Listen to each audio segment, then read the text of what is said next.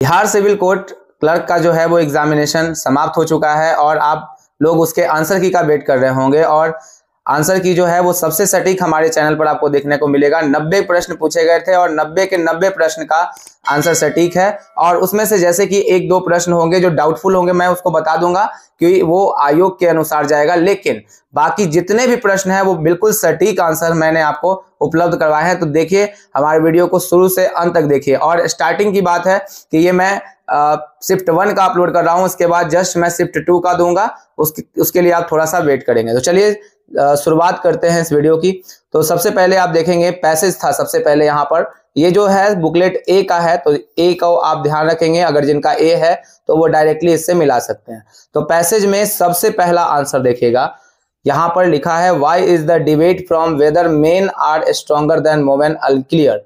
इसका आंसर मैं सीधे सीधे मिलाते जा रहा हूं, बी नंबर इसका ऑप्शन होगा। आप देखते जाइएगा और उसको मिलाते चले जाइएगा, यानी कि बिकॉज द वर्ल्ड स्ट्रॉन्ग में mean many different things. First का आंसर कंप्लीट। दूसरे का देखिए, according to the passage men generally excel at which of the following. तो इसका आंसर होगा टास्क रिक्वायरिंग प्रिसीजन। तो ये दूसरा का आंसर हो चुका। चलिए अब आएंगे तीसरे नंबर पे।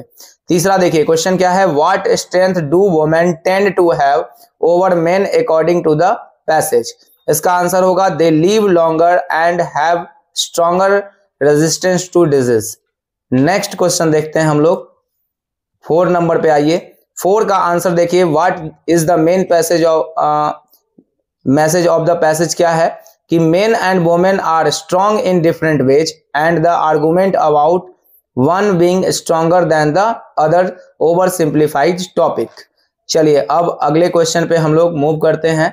5th नंबर क्वेश्चन देखिए, एक पूछा गया था इसका वर्ड मीनिंग विट्रियोलिक का। इसका जो आंसर होगा वो होगा साइनोनिम्स, डी आंसर लगाएंगे। कैंडिड का आप देखेंगे जल्दी से फ्रैंक होगा, प्रोफेन का डिस्क्रीट होगा और इंटरपोलेट का जो होगा वो इंसर्ट होगा। ये 4 ऑप्शन आपके हैं और सभी के आंसर्स जो हैं आप देख रहे होंगे डी हैं, तो आप मिला लीजिए अपना इससे। चलिए अब अगला देखते हैं 8 के बाद 9 नंबर क्वेश्चन पे। नडीर का मतलब होगा लोएस्ट पॉइंट, इसका आंसर होगा सीधा सा। अगला फियास्को का मतलब इसका जो पूछा गया है, choose the alternative that the most nearly opposite in the meaning. तो अपोजिट पूछा गया है, तो सबसे पहले फियास्को का होता है सक्सेस, ध्यान रखेंगे आप। कॉन्फिडेंट अगला नंबर है, 11 नंबर देखेंगे, कॉन्फिडेंट का होता है डिफिडेंट। मैमथ का होगा स्मॉल उल्टा। इनग्रॉस्ड का उल्टा होगा इनअटेंटिव। चलिए ठीक है, ध्यान से इनअटेंटिव इसको देखेंगे। एल्टुरिस्टिक का इसका जो 14 नंबर का आंसर है वो आपका हो जाएगा सेल्फिश, ए नंबर मिला लीजिए आप अपना। 15 नंबर पे आते हैं।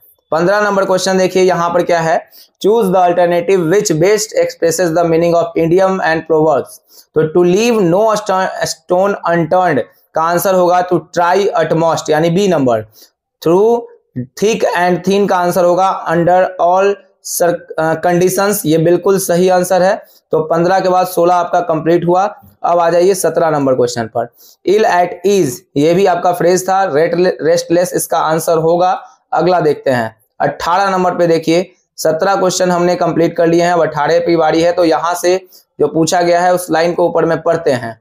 तो यहां से जो है question, out of the given alternative choose the one which best be substituted for the words और सेंटेंस, यानी वन वर्ड सब्स्टिट्यूशन दिया गया है। One who can not be corrected incorrigible होगा। वन हु दूसरा है, one who filled with excessive and mistaken enthusiasm in a cause. तो इसका आंसर सी नंबर फोनेटिक जाएगा। ठीक है, 20 नंबर का आंसर आप देख सकते हैं। 20 नंबर में है कि and office with no work but high pay, इसका आंसर होगा सिनेक्योर। नेक्स्ट है 21 नंबर में, the loudness of the sound depends upon. यहां से जो है वो आपका अब साइन मतलब जो है जीएस वाला पोर्शन स्टार्ट हो गया है। ध्वनि की प्रबलता निर्भर करती है, तो इसका सटीक आंसर जो होगा वो बी होगा, ध्वनि तरंगों के आयाम पर। ध्यान रखेंगे इस बात को आप, ध्वनि तरंगों के आयाम पर इसकी तीव्रता होती है। अगला 22 नंबर में, परम शून्य 0 केल्विन डिग्री सेल्सियस मात्रक जो है परम शून्य तापमान निम्नलिखित में से कौन सा है। तो आप जानते होंगे -273 degree 273.15 degree Celsius. Next question देखिए आप, 23 पे आइए, लवण जल ब्राइन किसका जलीय विलयन है? तो ये NaCl इसका आंसर होगा। Blood is a type of, blood क्या है यहाँ पे? तो देखिएगा ध्यान से, ब्लड को संयोजी उत्तक कहा जाता है, यानी कि जो आपका 24 नंबर का आंसर होगा वो बिल्कुल डी होगा, संयोजी उत्तक। नेक्स्ट है, लबडब की जो आवाज है वो किसमें आती है? आप देखेंगे 25 नंबर क्वेश्चंस में, तो वो हृदय होगा इसका आंसर, यानी सी नंबर ऑप्शन करेक्ट होगा। अगला देखिएगा 26 नंबर, स्वतंत्र भारत के प्रथम मंत्रिमंडल में शिक्षा मंत्री कौन थे? तो इसका सही आंसर सी होगा, मौलाना अबुल कलाम आजाद। ठीक है, तो आप देखेंगे यहाँ पे मौलाना अबुल कलाम आजाद इसका राइट आंसर होगा। नेक्स्ट 27 नंबर पे आप बढ़िए, वर्ष 1866 में दादा भाई नौरोजी द्वारा लंदन में निम्नलिखित में से कौन से संघ स्थापित किया गया था? तो इसका आंसर होगा द ईस्ट इंडिया एसोसिएशन स्थापित किया गया था। अगला क्वेश्चन देख लीजिए 28 नंबर, वर्तमान में संयुक्त राष्ट्र संघ के महासचिव कौन है? तो एंटोनियो गुटेरस हैं, इसको याद रखेंगे आप, अगले एग्जाम में भी आ सकता है। नेक्स्ट देखिएगा क्वेश्चन है, जेले पल्ला दर्रा जो है, जेले पल्ला दर्रा कहाँ अवस्थित है? तो सिक्किम हिमालय का ये भाग है। 29 नंबर क्वेश्चन का आंसर बी होगा। नेक्स्ट देखिए 30 नंबर पे अगर हम चलें, निम्नलिखित में से कौन सा एक भारत का प्रवाल द्वीप समूह है? तो लक्षद्वीप एक प्रवाल द्वीप समूह है। ठीक है, ध्यान रखेंगे आप इसको। 30 नंबर क्वेश्चन खत्म हो गया। अब 31 की बारी है। देखिएगा, भारत के संविधान के अंतर्गत निम्नलिखित में से कौन सा एक मूल अधिकार नहीं है? तो समता का अधिकार, स्वतंत्रता का अधिकार और शोषण के विरुद्ध अधिकार है, तो इसका आंसर सी होगा, नागरिकता का अधिकार गलत है यहाँ पे, ध्यान रखिएगा, इसमें नहीं होगा। आधारभूत संरचना सिद्धांत बेसिक स्ट्रक्चर डॉक्ट्रिन उच्चतम न्यायालय द्वारा किस मामले के दौरान निरूपित किया गया? तो केशवानंद भारती मामला इसका, यानी कि सी आंसर सटीक होगा। अगला देखिएगा, इनमें से कौन सा भारत के संविधान की प्रारूपण समिति का सदस्य नहीं था? तो बाकी 3 थे, लेकिन MK गांधी यानी डी नंबर ऑप्शन जो था वो इसके सदस्य नहीं थे। चलिए अब मैथ के प्रश्नों का जल्दी से मिलान करते हैं, 1-2 क्वेश्चन और बच गए हैं जीके में। निम्नलिखित में से कौन एशियान का एक सदस्य नहीं है? देखिए, कंबोडिया, लाओस और म्यांमार है, लेकिन डी नंबर ऑप्शन ताइवान इसका आंसर सही है, मतलब कि इसका सदस्य नहीं है, यानी सही आंसर होगा डी। अगला देखिएगा, GIS शब्द में जी के लिए क्या होता है? तो इसके लिए बी ऑप्शन सही जाएगा, इसको आप ध्यान से रखेंगे। जियोग्राफिक इसका अर्थ होता है, तो इसको आपको ध्यान रखना है। ठीक है, अगला देखिएगा, अब मैथ के प्रश्न जो हैं वो जल्दी जल्दी हम लोग डिस्कशन कर लेते हैं। देखिए, 9.1/9 और 3.2/3 घटाने पर अंतर जो है 450 है, गुना करने पर क्या प्राप्त होगा? तो इसका सटीक आंसर होगा 2450, याद रखिएगा। चलिए आगे बढ़ते हैं, अगले का आंसर देखते हैं। इस तरह का रेशियो का एक प्रश्न होगा, A/3, B/2 और C/5, और इस तरह से स्क्वायर पूछा गया है, तो इसका आंसर जो होगा वो ए होगा। आप देखेंगे 64, 25 और 49। ठीक है, अगले क्वेश्चन की बारी है, देखते हैं। यहाँ पे हम लोगों ने 37 क्वेश्चन को कंप्लीट कर लिया है, अब 38 क्वेश्चन पे आते हैं। यहाँ पर देखिए 38वें क्वेश्चन में क्या है, दो संख्याओं का अनुपात 1:3 के अनुपात में है, इनका योगफल 240 है, तो अंतर पूछा है, इसका आंसर आप मिला लीजिए 120। अगला देखिएगा, ए अकेला एक कार्य को 20 दिन में समाप्त कर सकता है, जबकि बी अकेला इस कार्य को 25 दिन में कर सकता है। दोनों मिलकर 5 दिन में काम करते हैं, फिर बी छोड़कर चला जाता है, तो शेष कार्य को ए अकेला कितने दिन में करेगा? तो 11 दिन इसका आंसर होगा। चलिए, लगभग आपका 39 क्वेश्चन समाप्त हो गया। अब 40 पे आते हैं। ए एक कार्य को 4 घंटे में, बी और सी मिलकर 3 घंटे में, और ए और सी मिलकर उसे 2 घंटे में पूरा कर सकते हैं। बी अकेला इस कार्य को कितने समय में पूरा करेगा? तो टोटल हो गया कितना? 12 घंटे जो है इसका अब आंसर दिया गया है। अगला देखिएगा 41 नंबर पे देखिए, एक व्यक्ति ए और बी 60 किलोमीटर प्रति घंटा की गति से जाता है तथा बी से ए तक 40 किलोमीटर प्रति घंटा की ओर से लौटता है। संपूर्ण यात्रा में उसकी औसत गति कितनी है? तो इसका आंसर होगा बी, यानी कि 48 किलोमीटर प्रति घंटा। चलिए 41 प्रश्न खत्म हो गए हैं। एक बिंदु, अब 42 पे आइए। एक व्यक्ति बिंदु ए से बिंदु बी तक 4 किलोमीटर प्रति घंटा की गति से जाता है और वापस बिंदु बी से ए तक 6 किलोमीटर की गति से लौटता है। ए से बी तक पहुंचने में बी और ए द्वारा लगे समय का अनुपात, इसका आंसर होगा डी, यानी 3 अनुपात कितना होगा? 2। आप इस बात को ध्यान रखेंगे। अगला देखिएगा नेक्स्ट क्वेश्चन 43 नंबर वाला प्रश्न है, किसी राशि पर साधारण ब्याज मूलधन का 1/4 है तथा वर्षों की संख्या प्रतिशत के बराबर है, तो ब्याज की दर कितनी है? तो 5% इसका आंसर है इस क्वेश्चन का। अगला क्वेश्चन देखते हैं। यहाँ पे नेक्स्ट क्वेश्चन है कि यहाँ पर 1,25,000 रुपए का 8% वार्षिक दर से 9 माह का चक्रवृद्धि ब्याज ज्ञात कीजिए। जबकि ब्याज की दर तिमाही हो तो इसका आंसर नोट कीजिए 7651 ही इसका आंसर होगा। तो 44 का आंसर आपको पता चल गया। 45 देखिए, इसका मान निकालना था। ये इस तरीके से रेकरिंग वाला क्वेश्चन था। इसका आंसर बी होगा, यानी कि 2.14 पर रेकरिंग आप लगा सकते हैं। हाँ, चलिए अगला देखिए, कंप्यूटर से रिलेटेड सबसे सटीक आंसर देखते हैं। तो सबसे पहले देखिए, कंप्यूटर को क्या करना है यह बताने के लिए दिए गए निर्देशों के क्रमवार समूह को क्या कहते हैं? तो उस समूह को आप प्रोग्राम बोलेंगे, यानी C number option program answer होगा इसका। अगला देखिएगा, प्रथम पीढ़ी के कंप्यूटर में मुख्य रूप से किसका प्रयोग किया गया था? तो निर्वात ट्यूब यानी वैक्यूम ट्यूब का जो है वो इस्तेमाल यहाँ पर प्रथम पीढ़ी के कंप्यूटर में किया गया था। नेक्स्ट क्वेश्चन देखते हैं यहाँ पे हम लोग 48 नंबर, निम्न में से किसके द्वारा एक स्रोत प्रोग्राम सीधे EXE फाइल में परिवर्तित कर देता है? तो ये काम है कंपाइलर का। तो ध्यान रखेंगे, इसका आंसर कंपाइलर होगा, यानी कि ए नंबर इसका ऑप्शन सही है। अगला, which protocol is commonly used on internet to exchange files? अगर फाइल्स को एक्सचेंज करना है तो इसका आंसर सी होगा, जो कि फाइल ट्रांसफर प्रोटोकॉल होता है इसका आंसर। चलिए अगला बढ़ते हैं। 49 का आंसर 48 का आंसर सी है। और 49 का देखिए, फाइल के अदला बदली के हेतु इंटरनेट पर सामान्य प्रोटोकॉल, यानी कि ये वही क्वेश्चन है हिंदी में, तो ये हो जाएगा आपका FTP ही इसका आंसर है। चलिए अब आगे बढ़ते हैं 50 नंबर क्वेश्चन पर।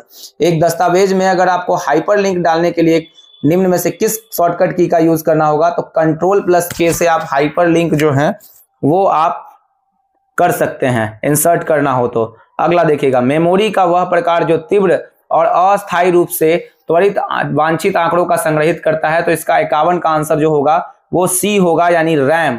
ध्यान रखेंगे, रैम इसका आंसर होगा। नेक्स्ट क्वेश्चन 52 नंबर पे आ जाइए आप। A web page primarily written in the language?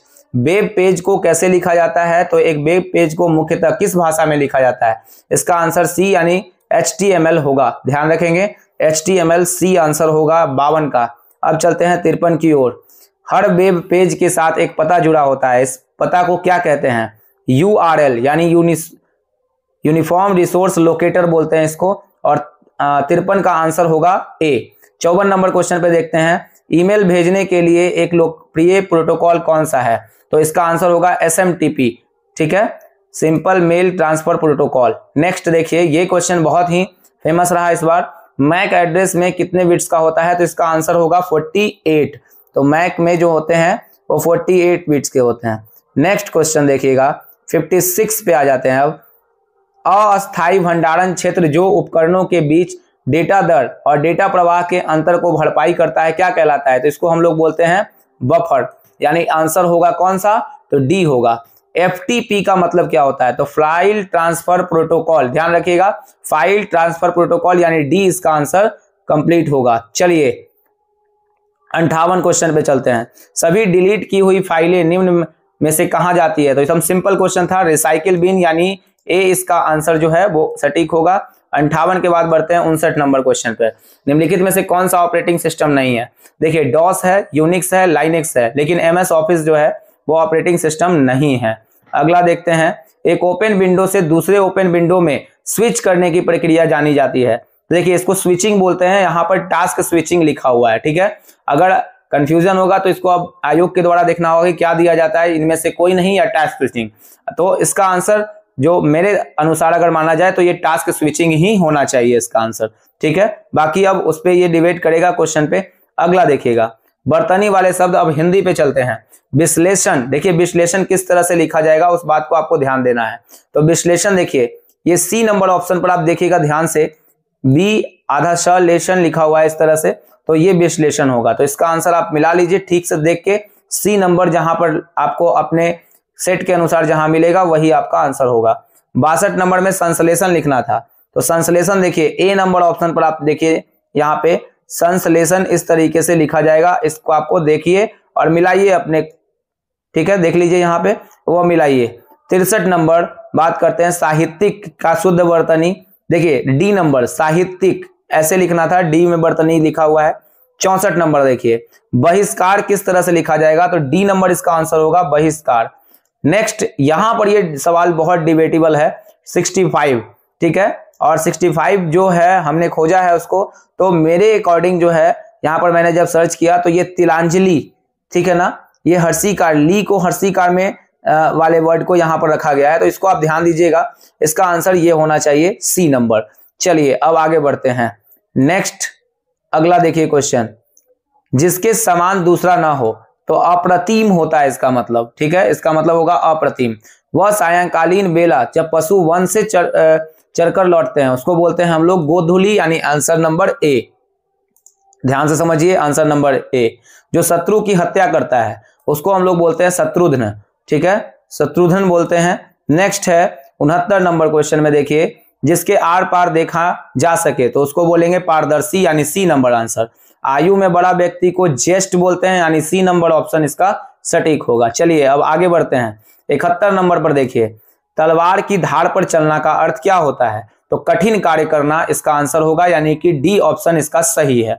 अगला देखिएगा, हाथ का मैल का अर्थ है तुच्छ वस्तु, ठीक है ना, यानी कि ए नंबर इसका ऑप्शन होगा, तुच्छ वस्तु ए नंबर पर आप टिक आउट करेंगे। देखते जाइएगा और सुनते जाइएगा आप अपने आंसर में। अब पैसेज की ओर चलते हैं और डायरेक्ट इसका आंसर बताते हैं। गद्यांश का सही शीर्षक है, तो देखिए गद्यांश जो बोला गया था लोभ के बारे में, असंतोष के बारे में, तो इसका आंसर जो लोभ और संतोष ही होगा, यानी सी नंबर ऑप्शन पर आप टिक किए हैं तो सही है। मनुष्य का अंतःकरण सदैव आभामय क्यों होता है? तो देखिए जहां पर यह लिखा हुआ है कि जितना है उतने से प्रसन्न होने का उसे कभी अवसर नहीं मिलता है, यही इसका बी में आंसर होगा। आपके सेट में जहां पर भी आंसर है आप उसी को टिक आउट करेंगे। अगला देखिएगा, सात्विक जीवन का अंग किसे कहा गया है? तो संतोष, यानी कि पैसेज में पढ़ेंगे तो संतोष को सात्विक जीवन का अंश कहा गया है, यानी बी को। अगला देखिए, असंतोष किस प्रकार का दुख माना गया है? तो यहां पर देखेंगे, अब ये वाला लाइन पढ़िएगा, अभाव कल्पना से उत्पन्न दुख को माना गया है, ठीक है, अभाव कल्पना से उत्पन्न दुख को माना गया है, यानी कि डी आंसर होगा इसका। अनिल का मतलब होता है पवन, ध्यान रखेंगे, सी नंबर ऑप्शन। दर्प का मतलब अहंकार, यानी बी नंबर ऑप्शन, ठीक है, दर्प का अहंकार। नेक्स्ट देखिए आप, सूक्ष्म का होगा स्थूल, ठीक है, डी नंबर ऑप्शन जाएगा स्थूल, ध्यान रखेंगे। सृष्टि का होता है प्रलय, यानी कि बी नंबर ऑप्शन इसका कंप्लीट होगा। सृष्टि का क्या होगा? प्रलय। अगला देखिएगा ध्यान से। अब यहां से रीजनिंग के प्रश्न जो हैं, और रीजनिंग के प्रश्न को आप जल्दी से देख लीजिए। डी के दाईं ओर कौन बैठा है? मैं इसको बताने वाला नहीं हूं, बस आंसर मिलवा देता हूं, सही आंसर है, आप ध्यान से देखिएगा। जहां डिबेट होगा मैं उस बात को बता दूंगा। तो 81 का जहां पर देख रहे होंगे डी के दाईं ओर कौन व्यक्ति है, तो यहां पर आंसर 4 है। निम्नलिखित में से कौन सा पेयर डी का एक तरफ बैठा है? तो इसका भी आंसर ए सी जहां आपको दिख रहा है वो लगा लीजिए, यानी कि डी आंसर। ये दो तो ठीक था, लेकिन तीसरे क्वेश्चन में यहाँ डिबेट था। यहां पर देखिएगा, नहीं, सी के ठीक बाएं तरफ कौन बैठा है, ये भी बिल्कुल सही है, यानी ए, यहां तक कोई दिक्कत नहीं है, ये भी सही है। दाएं किनारे पर कौन बैठा है? तो इसका आंसर बी होगा, और सही में बी भी है, और इसका आंसर ए है, तो ए ही है। ध्यान रखिएगा, उसको टिक आउट किया हुआ है वहां पर, उसको भी आप ध्यान देते चलेंगे। अगला जो क्वेश्चन है अब हमारे पास रीजनिंग का, नेक्स्ट 85 से क्वेश्चन है, ए डी से किस प्रकार संबंधित है? देखिए इसका आंसर मौसेरा भाई क्लियर नजर आ रहा था। ई एफ से किस प्रकार संबंधित है? तो यहाँ पर ए था 85 का, और 86 का भांजी, यानी सी आंसर होगा, ठीक है। ये दो बात तो आपको समझ में आ गया होगा, लेकिन इस 87 पर थोड़ा डिबेट है। अब इसका आंसर देखते हैं क्या दिया जाता है, क्योंकि वहां पर जो है क्वेश्चन में भांजा दिया गया है, ठीक है, और कितने भांजे हैं, तो उसमें एक का जेंडर क्लियर नहीं हो रहा था। देखिए आप ध्यान से इस बात को अगर आप समझे तो एक का जेंडर आप बनाए होंगे तो क्लियर नहीं हो रहा होगा, क्लियर है ना। ए और डी किस प्रकार संबंधित है, तो ये वाला जो है जेंडर क्लियर नहीं हो रहा था, लेकिन इस वाले प्रश्न से जेंडर क्लियर हो रहा था। 85 वाले में मौसेरा भाई बताया गया, तो अगर इस प्रश्न के अकॉर्डिंग देखा जाए तो यहां पर जो है 2 भांजे यहां पर निकल के आएंगे, तो आंसर 2 हो सकता है, ये डिबेटेबल है। तो ये चीज जो है वो आंसर की में 87 नंबर क्वेश्चन को देखने के लायक है, उसका आंसर क्या दिया जाता है, ठीक है। तो इसका मैं अभी कोई भी अपने तरफ से क्लैरिफिकेशन नहीं दूंगा, लेकिन अगर 2 आपने लगाया है तो वो ठीक है, ठीक है, उसको सही मानेंगे। अभी फिलहाल आगे देखते हैं। अब इस वाले प्रश्न ने सबको परेशान किया, लेकिन बहुत ही इजी प्रश्न था और बहुत कंफ्यूज भी किया। नेसेसरी, देखिए आपको क्या करना था इसमें, कि आपको ABCD टाइप से, मैं सिखाऊंगा नहीं, सीधा आंसर देता हूं। देखिए नेसेसरी है, इधर से भी काउंट करना था, इधर से भी, दोनों तरफ से, लेकिन क्या करना था वो आप देखेंगे, इसका जब डिस्कशन करेंगे तो बाद की बात है। लेकिन अभी फिलहाल आंसर मिलाइए आप, नहीं तो वीडियो लंबा हो जाएगा। नेसेसरी में भी 2 बन रहा है, प्रियम्बल में भी 2 बन रहा है और ओरिएंटल में भी 2 बन रहा है, दोनों तरफ से आप गिन के काउंट कर सकते।